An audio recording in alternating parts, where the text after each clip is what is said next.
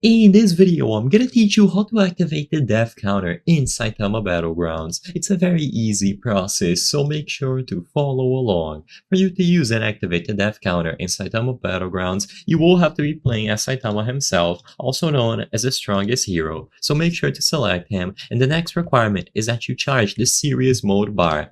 So once you are ready to use the serious mode, go ahead and press G, and this will give you access to the death counter.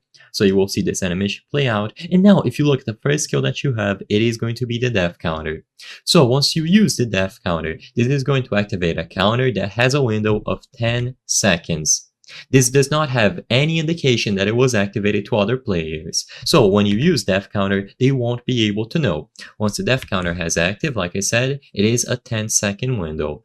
If you successfully counter someone, you are going to teleport behind them, the person you countered, and you will raise your fist, and the Japanese text for death is going to be displayed on screen. I'm going to show you an animation of it playing out. So it is going to show you with glowing white eyes and a fist with a red glove.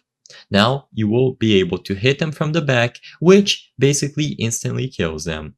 This is going to be a 10-second window, and certain moves cannot be countered. It gives you iframes during the cutscene so no one will be able to interrupt you, and like I said, if one gets caught by this kill, it is going to be a guaranteed death. So you have to use this 10-second window where you can counter someone really effectively. Because they can never know if you have the window up, it is going to be a mind game essentially. And that's all you have to do. Charge up your window or your awakening serious mode bar, press G, and then use the first skill that you have at your disposal, known as the death counter.